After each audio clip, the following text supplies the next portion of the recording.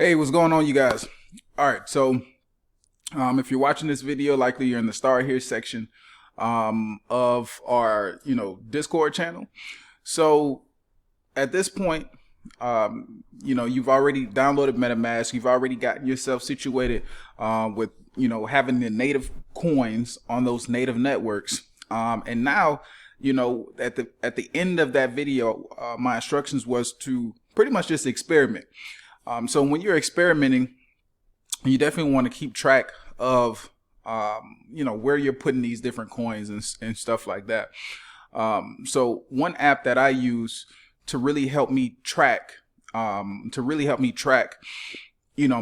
different coins and stuff across these different networks is an app called Zerion. And Zerion Zerion is a non-custodial portfolio manager, so to speak. So what it does is you put your wallet address, you attach your wallet address to Zerion, and you can attach any wallet address. It doesn't even have to be yours. It can be Mark Cuban's wallet address, right?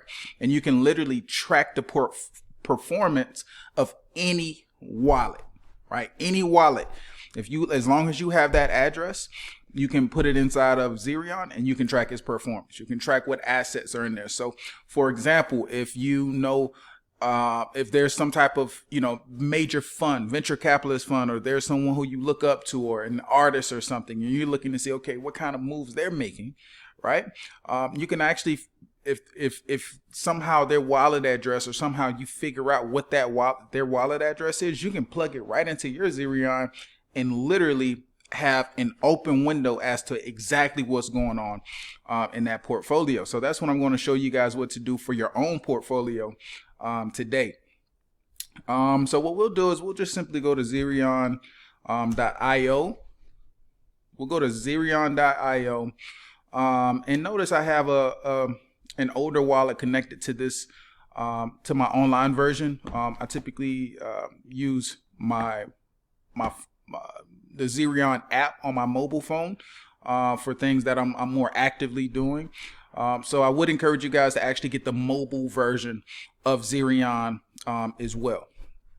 And what I do is, up here, it'll give you an option to connect wallets. So notice I already have a wallet connected. So if I wanted to connect another wallet, I would just click connect the wallet, and it's going to give me an option. I can connect my MetaMask wallet, I can connect Trust wallet, I can connect my Coinbase wallet, I can connect my Ledger wallet. I actually need to connect my Ledger because I haven't connected it before, but Ledger actually has this really cool interface. They have their own app that makes it really easy to monitor your Ledger holdings. Ledger is where I keep most of my holdings. It's the safest form of storage that I have, that I know, so that's what I use.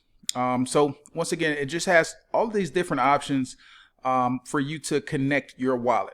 Now let's say you don't have a wallet to connect and all you have is an address. Simply type in the address. So for example, it gives you an example. You can type in an ENS, which is like, let's say you type in Vitalik.eth, right? Or any of those .eth addresses that you actually want to follow. You can type in any Ethereum address, any Binance chain address, any Polygon address, right? And if I'm not mistaken, I think this actually tracks Avalanche wallet addresses as well. So you can type an address in and it'll track it, or you can connect your wallet with Zerion. And what happens is, as soon as you connect it, it's going to bring up all of the assets that you have within that particular wallet, right? So let's go to overview. It's going to show you all the assets that we have in this wallet. And notice there's not much here. There's about 184 bucks of Polygon. There's about 12 bucks of Avalanche. And as you guys can see, I've been using this a lot to just experiment a bit. All right, we actually have some Avalanche here, not much at all, 50 cents. And the really cool thing about this app is depending on which network you're on. So they don't support Phantom Network yet. They don't support Terra or Solana. Really all they're supporting is Avalanche and Ethereum for the most part.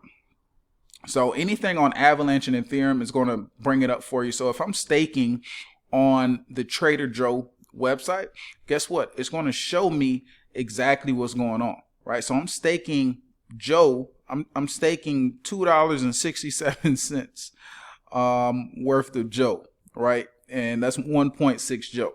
Well, once again, that's the beautiful thing about Avalanche and Phantom. We can experiment, right, and get familiar with these things without throwing the bank at it on something that we don't really understand. And I never suggest you throw the bank at something you never understand. Even if somebody around you is saying, hey, do this, like, experiment with it first, right? Capital preservation is key. What works for somebody else may not work as well for you. Timing is super important. People, will watch these videos and people will, get advice from different people, not understanding that if you're getting that advice or timing from somebody else, if they didn't tell that to you in real time, then likely they're in a much better position than you. If the price of that thing or the time element has shifted since then, right? So time is a very important element, when you're receiving information. So, to protect yourself when you're just getting started and operating in these new networks, experiment first. Experiment to see if it's still working the same way. So yeah, if you're doing anything on the Avalanche network, operating on Trader Joe is Avalanche's biggest exchange. So it's like the Coinbase. So how Coinbase is the largest crypto exchange in America.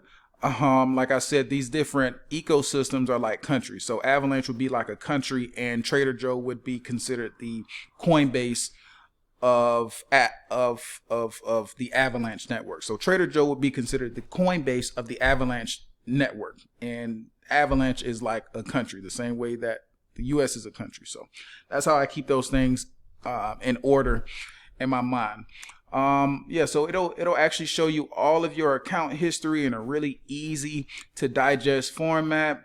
Notice back here, I think I was using this wallet for to buy some Axie Infinities a few months ago. They actually have a really cool invest tab. You can do a lot of stuff from here. Once again, it's mainly operating on Ethereum network, so it's going to price quite a bit, a few people out. So I don't personally, I can't really recommend using this if you have smaller amounts of capital. It's just not necessary. It's not going to make sense. The fees that you'll incur from using this on top of Ethereum would just completely take you out the game.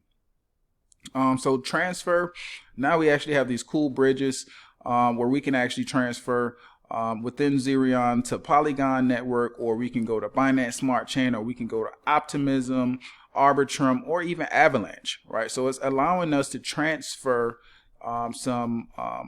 it's allowing us to transfer Ethereum or Matic, right? And maybe I'm not sure exactly what else they allow you to transfer. Maybe those are the only two tokens that I have in my wallet and that are eligible for transfer. Maybe that's why they're coming up.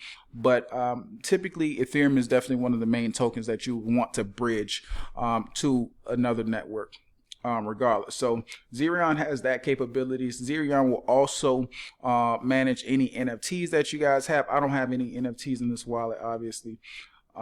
Swap, this is pretty much like an exchange. I'm assuming that this is an exchange aggregator, or they have some type of plug-in with an exchange that they're using, or maybe they have an exchange. They have some type of connection with a DEX aggregator, something that just finds the best price in all of crypto.